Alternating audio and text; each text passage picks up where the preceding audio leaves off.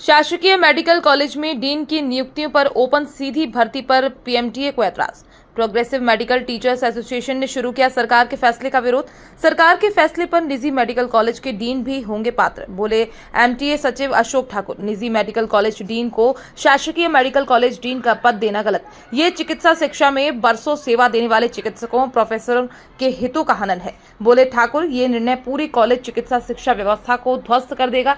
सरकार के फैसले पर हमारा विरोध है। डीन प्रत्याशियों की कानूनी लड़ाई सहित चिकित्सा शिक्षा मंत्री तक आवाज पहुंचाएंगे। एमजीएम मेडिकल कॉलेज के प्रोफेसर डॉक्टर सुमित शुक्ला भी सरकार के फैसले से इत्तेफाक नहीं रखते। शुक्ला के मुताबिक प्रतिनियुक्ति के मुद्दे पर सरकार की नीति विसंगतिपूर्ण है। एक्चुअल में पीएमटीए जो हमारी पूरे मध्य प्रदेश की मेडिकल टीचर एसोसिएशन की एक बॉडी है और सारे एमटीए उसके सदस्य होते हैं।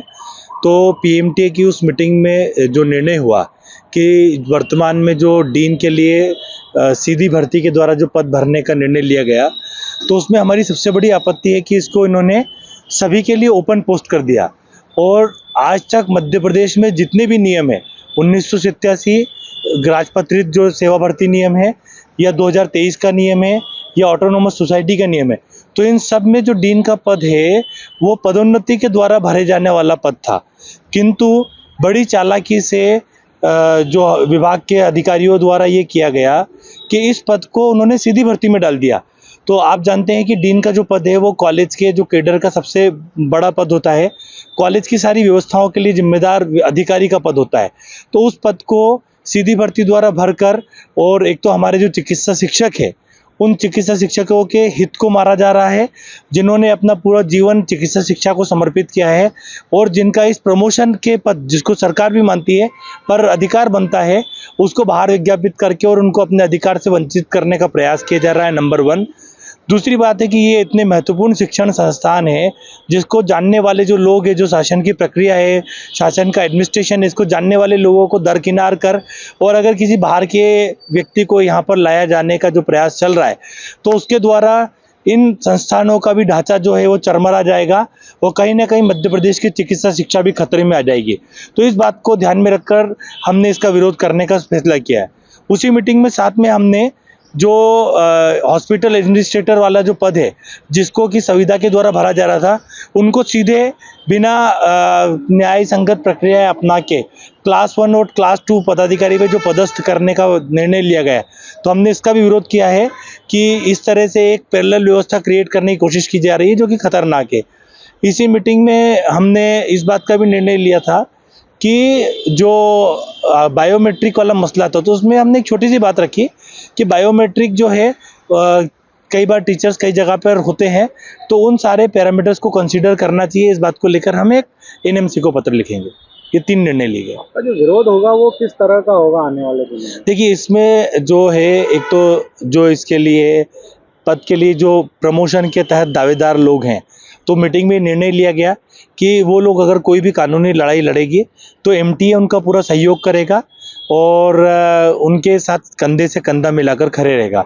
साथ ही साथ हमारा जो पीएमटीए का पदाधिकारियों का प्रतिनिधि मंडल है, हमारे माननीय उप मुख्यमंत्री और चिकित्सा शिक्षा और स्वास्थ्य मंत्री श्री राजेंद्र शुक्ला जी से मुलाकात करेगा और उनसे मुलाकात करके अपने पक्ष से अवगत कराएगा और उनसे मांग करेगा कि चिकित्सा शिक्षा में जो भी फैसले लिए जाए, तो हम डायरेक्ट अफेक्टेड पार्टी है, हमसे चर्चा करके उन फैसलों को लिया जाए ताकि कि चिकित्सा शिक्षा विभाग का और प्रदेश की चिकित्सा शिक्षा के भविष्य का भला हो। अभी कुछ दिनों पहले ही मध्य प्रदेश सरकार ने एक विज्ञप्ति डीन्स के लिए निकाली थी, जिसमें कि जो भी एलिजिबल व्यक्ति है वो अप्लाई कर सकता है ऑल इंडिया लेवल से। इसमें प्राइवेट और सरकारी अस्पताल के वो प्रोफेसर जो डीन के लिए एलिजिबल हैं वो अप्लाई कर सकते हैं। लेकिन हमारा जो एसोसिएशन है, जो प्रोग्रेसिव मेडिकल टीचर्स एसोसिएशन है, वो इस विज्ञप्ति के कुछ पॉइंट्स को लेके विरोध कर रहा है। वो ये चाहता है कि इंटरनल कैंडिडेट्स को जो है वो प्रेफरेंस मिलना चाहिए जैसे दूसरे विभागों में होता है। कोई बाहर वाला व्यक्ति सीएमएचओ नहीं बन सकता, या कोई पीडब्ल्यूडी के एग्जीक्यूटिव इंजीनियर, कोई बाहर का प्राइवेट का कोई इंजीनियर कोई बन नहीं सकता, ना ही कोई दूसरे विभाग में बन सकता है। ये विशेषता सिर्फ मेडिकल एजुकेशन विभाग में ही है कि आप बाहर वाले व्यक्ति को जो है वो लाके एक सरकारी सिस्टम में जो है वो जोड़ना चाहते हैं, और वो भी टॉप लेवल की पोस्ट पर। और तो जो नीचे के लोग हैं जिन्होंने 30-30, 35-35 साल सर्विस की है, वो लोग जो है कहीं ना कहीं ठगा सा महसूस कर रहे हैं। इस समय कितने पद होंगे मध्य प्रदेश में डीन? जितने मेडिकल कॉलेज हैं, कुछ 12-13 मेडिकल कॉलेज हैं, उतने पद हैं जो है डीन के। इसके अलावा जो है वो जो विज्ञप्ति में आया है वो है कि जो डीन बनेंगे वो प्रतिनियुक्ति पे जो है वो बनेंगे। उसमें भी कंफ्यूजन यह है कि अगर कोई प्रोफेसर ऑर्थोपेडिक्स का डीन के लिए सिलेक्ट हो जाता है और वो भोपाल में प्रोफेसर ऑर्थोपेडिक्स है, और उसको जो है आप प्रतिनियुक्ति में डीन बना के कहीं शहडोल या बैतूल या दतिया यहाँ पे भेज देते हैं, तो उसकी जो वो प्रोफेसर की सीट है उस पे कोई दूसरा आ जाएगा, दूसरा प्रमोट हो जाएगा, क्योंकि उसके नाम से एनएमसी ने जो है वो 3 पीजी कैंडिडेट्स दिए हैं, तो हमारे को उसको तो भरना पड़ेगा। और जब उसके वहां पे टर्म खत्म होगा तो वो कहाँ जाएगा, है ना। तो ऐसे है ना, बहुत सारे क्वेश्चंस हैं जो जिनके आंसर्स अभी हम लोगों को मिले नहीं हैं। तो ये कुछ क्लैरिफाई हो जाए ताकि इंटरनल कैंडिडेट्स को कुछ मदद मिले, और प्रतिनियुक्ति को लेके जो कंफ्यूजन है, क्योंकि प्रतिनियुक्ति पे अगर वो चले गया तो उसके जो पुरानी सर्विस के राइट्स हैं, जिसमें लीव एनकैशमेंट से लेके मेडिकल लीव, ईएल ये बहुत सारी चीजें हैं, हाँ उस पर भी क्लैरिटी नहीं है। तीसरी चीज जो है वो